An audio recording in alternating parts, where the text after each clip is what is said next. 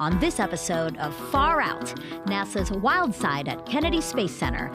First thing you do, if you ever pick up a tortoise, is you always point it away. They'll pee on you. They'll pee. That's what you're trying to say. I was looking for the proper verbiage. Where there's a fascinating coexistence between nature and technology. 3, 2, 1, and liftoff of Artemis 1. Meet some of the prehistoric, burrowing, and feathered friends who call this space center home, and the people who work to protect them.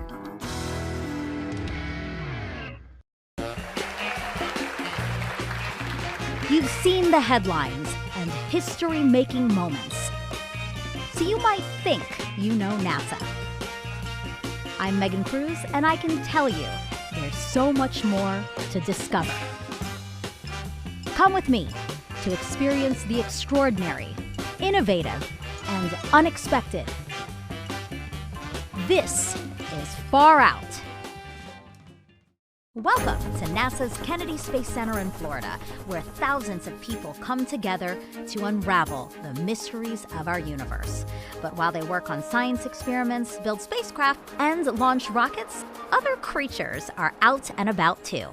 Of Kennedy's 144,000 acres, 95% is protected habitat, as the Canaveral National Seashore and Merritt Island National Wildlife Refuge. Over 330 kinds of birds, 117 types of fish, 25 different mammals, and 65 kinds of amphibians and reptiles. Balancing wildlife preservation and space exploration can be tricky, but NASA is committed to doing both.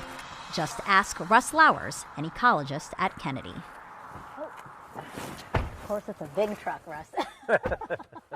After hoisting my tiny body into his humongous truck, he tells me about a threatened species native to the southeastern U.S. that's plentiful here at KSC.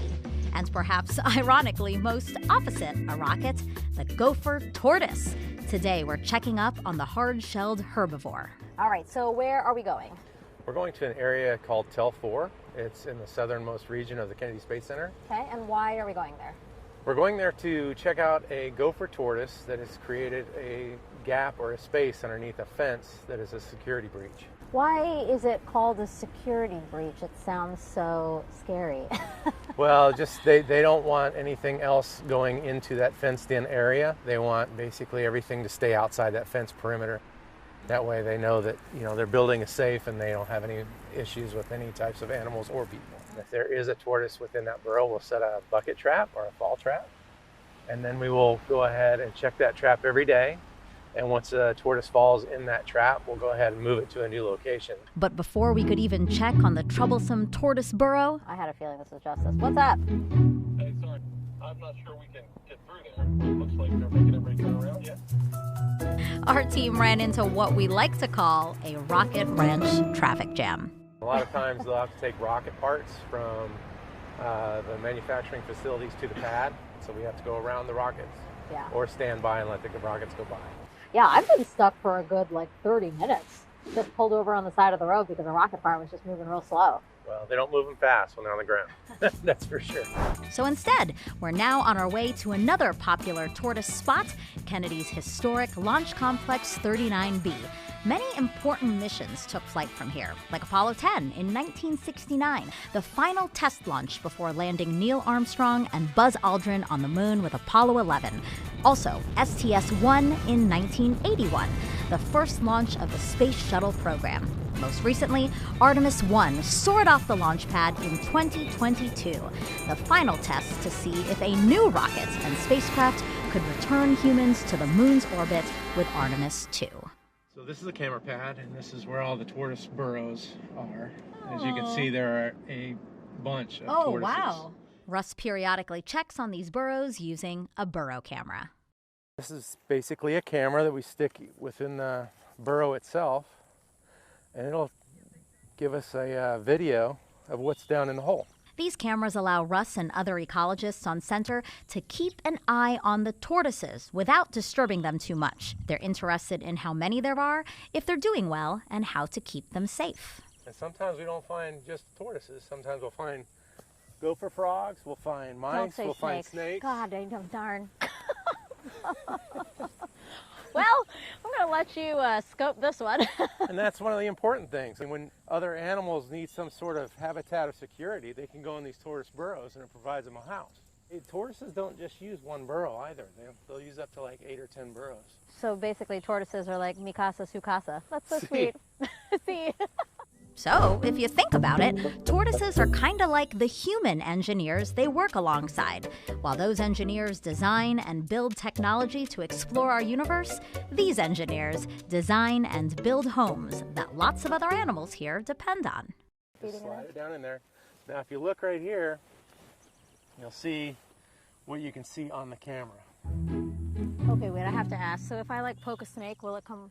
They come straight out. They come straight out. They run because they think it's another predator. Sure. They usually bite you in your leg right there. I'm gonna get real close to him because I want.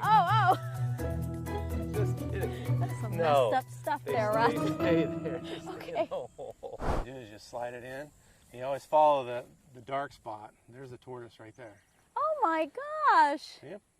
Yeah. So is this scaring them at all, or? No, sometimes they run up to the camera because they like the light. There's his head. See the light going off, gleaming off his eye? Yeah, There's his carapace. That's the top of the shell. Oh my gosh, that is so cool. Tortoises are ectotherms, meaning they rely on external sources to heat up their bodies. So after they warm up in the sun, they retreat back into their cool, safe burrows. And by the way, if you're wondering, yes, a tortoise is different from a turtle. A turtle spends most of its time in the water, while a tortoise lives only on land. This summer, we saw these cute loggerhead turtles hatch on one of Kennedy's beaches. You could do it, little buddy. Kennedy is an important nesting ground for several species of turtles. So what's a full-grown tortoise? Like how big, how much does it weigh? They probably weigh 8 pounds, 10 pounds. Oh, I would have thought more. Not that big. Okay. I mean, there's some that get ginormos, but 8 to 10 pounds is probably a typical. That's a guesstimated weight. Is that an official description, ginormo? No, it's not. It's a made-up word. With that, we say farewell to the pad and head towards what was to be our first stop to inspect that potential security breach on the southern end of the Space Center. We finally make it to Tel 4, where there's a team moving some construction materials near the burrow we want to check out. We make our way around all the work to confirm that, yes, there's been a security breach. We whip out our burrow camera to see if anyone's home. That's a shell. Wow. See, so he's basically resting in the water right now. So you know what that means? It's time to dig a bucket trap. Ugh. That sound effect was not for the camera. It was just hard. A trap sounds harmful, but Russ assures me it's not, and that it's perfectly safe to move the tortoise to fix the security breach. For the record, I asked him to let me do things. It's not that he's not a gentleman. Now remember, you have to dig a hole deep enough for a 5-gallon bucket to fit in. So No, even just right in front. just right in front? Right in front. I mean, Well. right in front. It turns out digging a hole for a 5-gallon bucket is tougher than it sounds, especially with a fence in the way. Eventually, I turned it back over to the pro. Believe it or not, this is probably one of the hardest holes I've ever had to dig because this fence is in the way. Because of the fence? Yeah. Yeah, see? So the key is to have it so when the tortoise comes out, there's no way around the bucket. So we do 3 things when we set a bucket trap. Number 1, they have holes. Those holes are made for drainage. Oh, So if it rains, Goes it doesn't through it. hold water in the bucket and the tortoise doesn't fall into a water upside down. Number 2, we put a stick in the bucket. Okay. That way if any mice, any snakes, any lizards get in the bucket, they can get out. And number 3, we have a shade. This provides shade over the hole, so when the tortoise falls in, that shade keeps the heat off the tortoise's shell. Remember, they're ectotherms. Now see how that's straight and level with this place where he comes out of the hole? Yeah. That's how you want it. So what we're going to do is we're going to backfill it. Okay.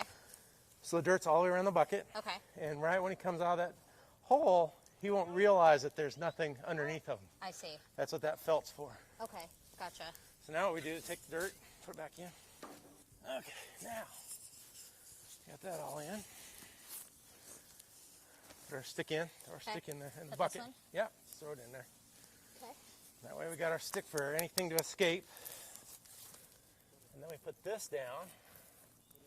This is where you kind of Tricking it. trick the animal. So how often will you check this? Every day. So mostly 2 times a day. If it's really hot, I'll even go to 3 times a day. And then when you catch the tortoise, then what happens? I pull them out, I measure them, I mark them, and then I let them go. Oh, well, this is very nice of you. So we saw 2 tortoises today, both just hanging out in their burrows. Our team left pretty bummed we didn't see one out and about. But then we see something on the road ahead. It's small, round, and moving fast.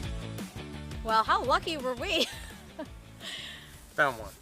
Crossing the road. First of all, I should say, nobody should be picking up a tortoise like this. No, nobody can unless they have proper permits. Okay. I have those. Okay. First thing you do, if you ever pick up a tortoise, is you always point it away because they have a.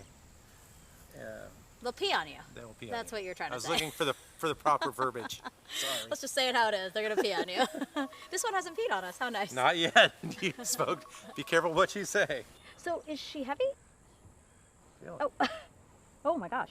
By the way, I'm allowed to hold the tortoise because Russ is here. A lot heavier than I thought.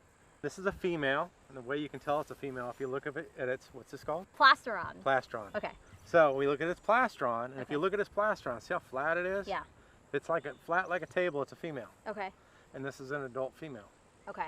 Now And how they- do you know it's an adult? Because it's of the size? The size. Okay. Now they do get bigger than this, but this is a normal adult sized female.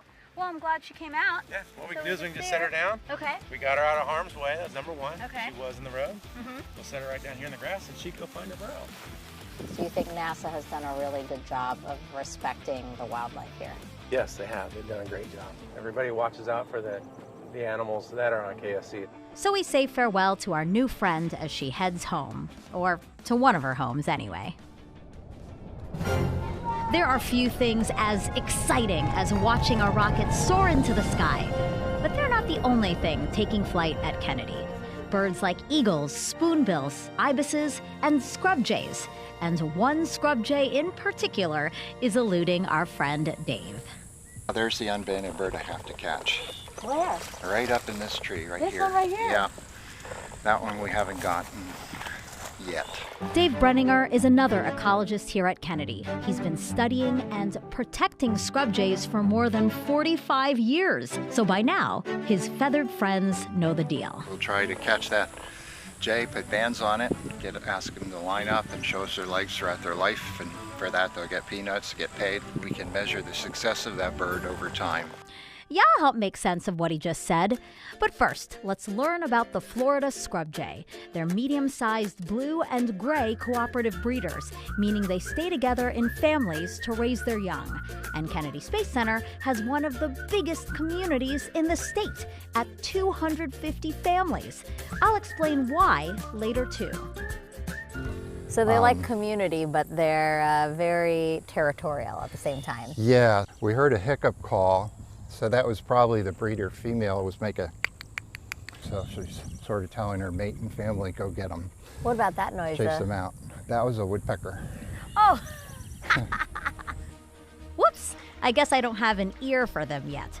But as I work on keeping an eye on them, Dave tells me how they're considered a threatened species under the U.S. Endangered Species Act. Their population is down to just about 10,000 birds, largely because of habitat loss. As their name suggests, they like to live in scrub, or areas of small trees and shrubs in sandy soil. It provides them with safe places to nest, and usually enough food for them to chow down on. Most of the time they have a lot of insects and small vertebrate prey, but on cold days they go to these caches of 6,000 to 8,000 acorns is what they cache every fall. And 6,000 to 8,000 acorns per scrub jay? yeah, That's a lot. I know. But today we have a special treat for our jays, a big bag of peanuts. They're lucky. I'm allergic to peanuts, so I won't be stealing their snack today. No, here they come. Oh, here they come! And so, They're so pretty! This is what Dave meant when he said, they'll get peanuts, get paid. in return, we get a few seconds to look at the bands on their legs. So we read the bands from top to bottom and then left to right. Okay, I see one in the tree. Okay, oh, I see one. Okay, yeah, this one has a yellow and a green band. Each jay is identified by its unique combination of colors. Dave can then track these birds over time, observing which family it belongs to, how they behave, how long they're living, and if they're reproducing. This data helps him understand how well the families are doing in their specific areas of the center. Is their part of the scrub healthy? Do they have enough food? If not, Dave and his team can try to do something about it. Would you say that the space program has helped to keep the scrub jay population here thriving? Yes, because this land has all been protected and hasn't been developed. Launches don't have a lot of impact. It's in a pretty small area, but I think the biggest challenge is that they need regular fire. He's talking about controlled burns. Fish and Wildlife do these regularly at Kennedy to manage both the land and the wildlife that depend on it. They help reduce the risk of larger, uncontrolled wildfires by clearing away some of the dead plants and brush. This in turn also helps the scrub jays. It opens up their habitat so they can spot the hawks trying to eat them. Plus, the fresh growth after burns attracts new insects and small animals, aka food for the jays. But firefighters can't just light fires whenever they want. It can't be too windy or too dry, and they have to consider some of the infrastructure we have on center that are sensitive to smoke. With all those challenges, NASA has to work with Fish and Wildlife to think outside of the box. So there's a machine called a brontosaurus. So if you can imagine a dinosaur that's got a chopping head on it, and it can cut the scrub off at just the right height so that you don't have to burn quite as often. Innovation to fly in space and to protect those that fly in our backyard. Dave says he'll continue to do his part one bird at a time, as I remind him and all of you of the one he has yet to catch. So that's the sneaky, sneaky bird he has to get. The only one that isn't banded, right? Very in the area. tame. But he's hanging out with us. Yeah. Because he knows you have peanuts. For our last look at how NASA balances nature and technology at Kennedy Space Center. I'm trying to keep up with you guys, but I have shorter legs. We're back with Russ. Oh my God, a bug just hit me on the face. Nobody said science was easy. I never said that. In search of another shelled creature, the prehistoric horseshoe crab. Tell us about horseshoe crabs. Did you know if you actually put UV light on these things, they'll actually glow in the dark? No, I did not know that. Just like a scorpion. Why is that? Oh, like a scorpion, because they're related to scorpions, right? Yeah, correct. So they're closely related to spiders and other types of animals like that. And they've been around forever. I mean, like forever. Like 200 million years before any dinosaurs showed up. And they're super important to the ecosystem around the Space Center. The Indian and Banana Rivers make up the Indian River Lagoon, which is North America's most biologically diverse estuary, meaning a lot of plants and animals like horseshoe crabs live in this mix of fresh water from the rivers and salt water from the Atlantic Ocean. The crabs lay their eggs on some of the lagoon shores from March to June. There's 4 species of horseshoe crabs. The one we have here is called Limulus polyphemus. I want to say that 3 times. Limulus polyphemus. Correct. Did I say it right? Yes, you did. I'm paying attention. So what they do is that they will come up during different moon phases and wind phases, and they will actually lay their eggs on the beach. They lay their eggs on the wave zone of the river system. And that like wave, where the wave crashes? Where the waves crash. And what that does, it creates a couple different things. Number one, it actually oxygenates the eggs. And number 2 is over time, that actually wears down the eggshell and the eggs that they lay. So then the eggs can actually hatch. It makes it easier for them to hatch. Oh, that's interesting. But alas, no crabs laying eggs on this beach. Instead, we found a lot of empty shells, which could mean one of 2 things. Horseshoe crabs periodically molt or shed their shells as they grow. Or... Okay. You can see that they've already eaten all the legs out of it. Who's they? You? These are really good. You want to try one? No. I'm a fan of crab legs, but not this kind.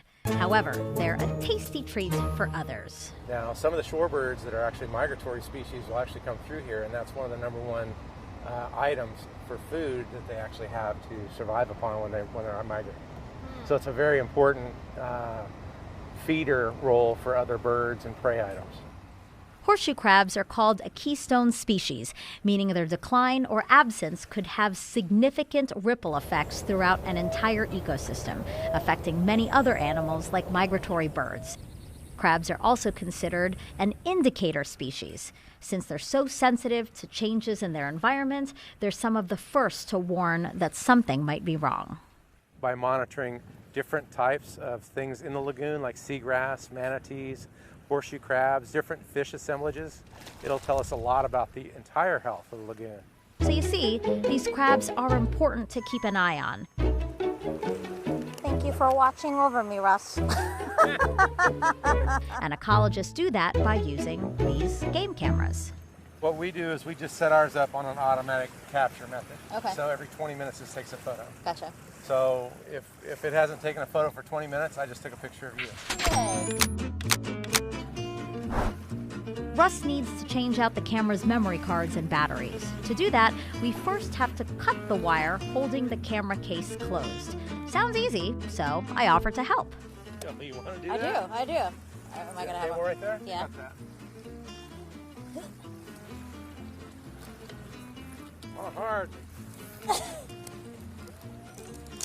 ha ha! Did I do it?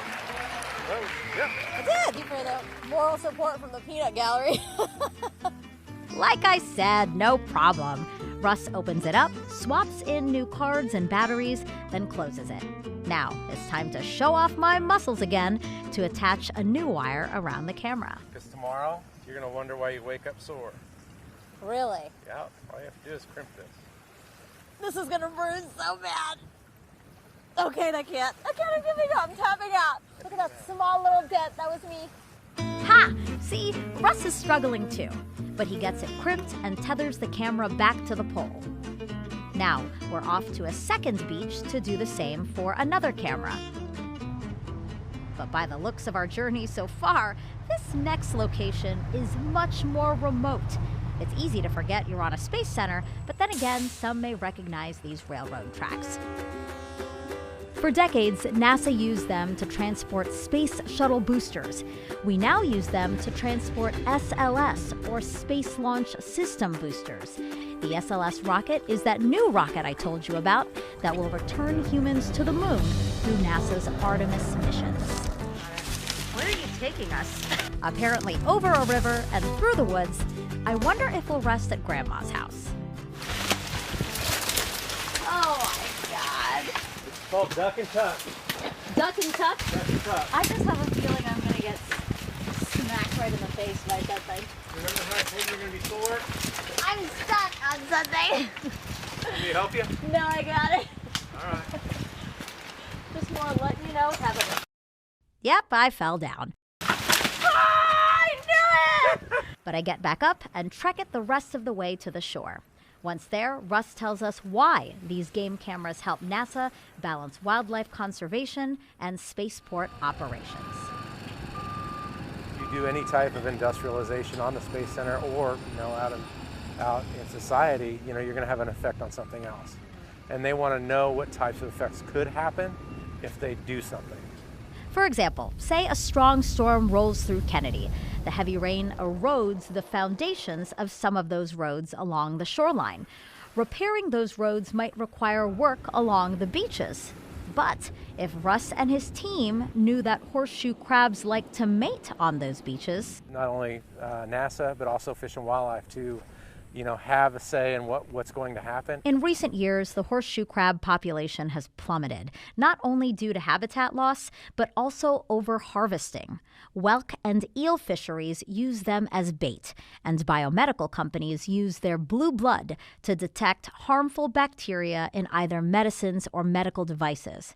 To combat the losses, in February 2024, 23 organizations petitioned to list horseshoe crabs as an endangered species under the Endangered Species Act. So let's help Russ help the horseshoe crabs by checking on another game camera. You ready? Do you want to do a couple of calisthenics and get warmed up? You want to just go right It's into really it? my arms. Like, oh my God, that hurts so bad. Got it.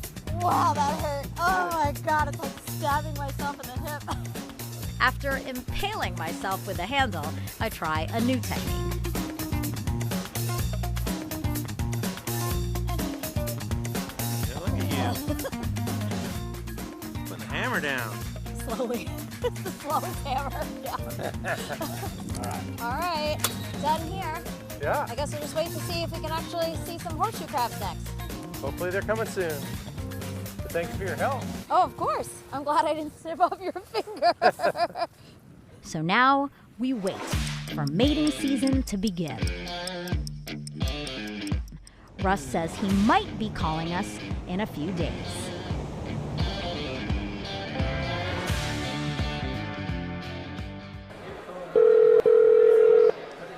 It's happening! So he dropped everything and rushed over to Russ, as in zero time to put on more appropriate clothes for a day at the beach with dozens of horseshoe crabs who, yes, are busy. It's actually under the sand. Now that they're here, Russ says we'll do a couple of things that are essential to studying their development and survival.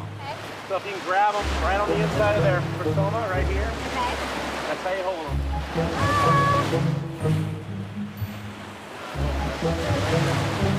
Oh my God! They touch you. Oh my God, oh my God, oh my God. You got a female, I got a male. Okay, Just like that. yep, Look at that. yep, okay. I have a horseshoe crab. Let's take him to the bucket. Okay. We'll lay her down. She's Oh supposed to- God, I'm sorry, I'm so sorry. I'm so sorry. Here you go. Okay, so what we're going to do now is we're going to measure them. Okay.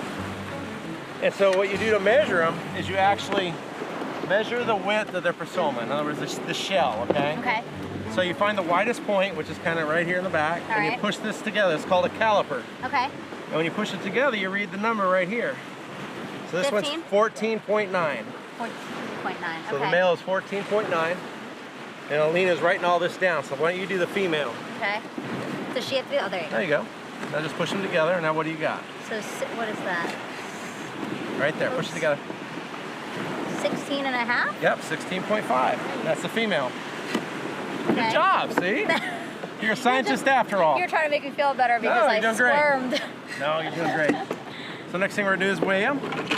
So I just pick one up, Okay. set them in the bucket, grab your scale, hook the scale on there, and you look at this pendulum right here. Yeah. And what's that at? 1 kilogram? 1.1. Oh, 1.1. Oh, I see. 1.1 kilogram. Okay. That was male? Male. Male. For a female, females are a lot larger than the males. Okay. Number two is they have a different claw pattern. Right. So Oh their my feet God. actually have little pinchers. Okay. So this has all pinchers all the way around. See all the pinchers? Mm-hmm. And those pinchers, they actually use for different things, tearing apart food, walking, the normal stuff, day to day. Now a male, about half the size of a female, Yeah, much smaller. actually has little hooks on the front. Oh, see? in the front. Yeah. So the very front two are hooks. They're not pinchers like No, the they're not female. pinchers. See, they're not like the female, Yep. but these little hooks is what they hook onto. Okay. And that's how they hook on to the female, and that's how they mate. Correct. Okay. It's a very simplistic animal. Their mouth is right in the center of their leg. These are their gills. So when they flutter these, it's like a fish respiring with its gills. Finally, we tag them. So what we do is we just put a hole in. Okay. Just take this, put it Okay. in that little hole, Okay. and you push. Okay. There, now push it in. Push hard. Okay. There you go, Got bam. it. Got it. So now let's tag. Yes. Okay, so now we have to tag the So it's female. very simple. Uh-huh.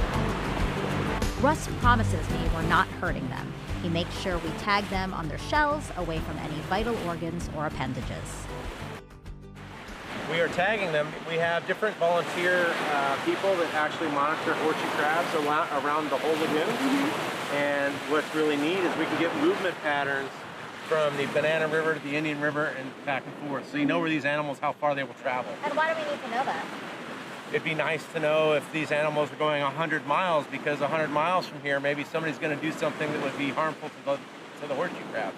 So set up protected areas. Correct. Again, ensuring we give these living fossils their best chance of survival by monitoring their habitats.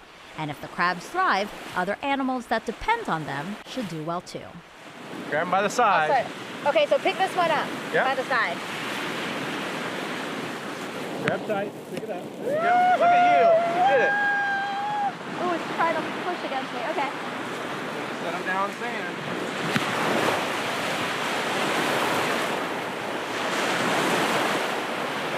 Are you gonna put them back on her?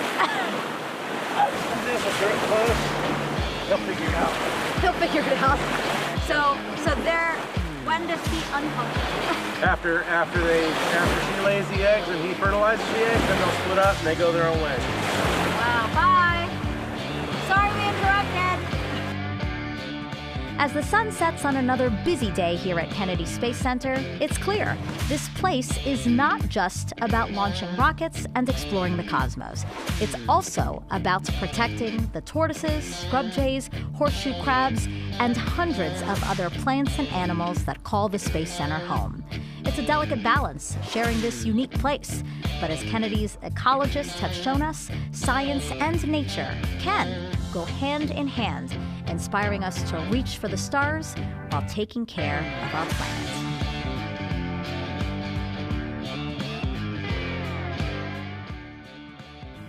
How can you tell it's a male or female? I'll have to show you. Okay. I'll find one. Oh, we can't tell here because they're eating at it. Okay. Correct. There's no They don't have no appendages. parts to show. There's no parts to show.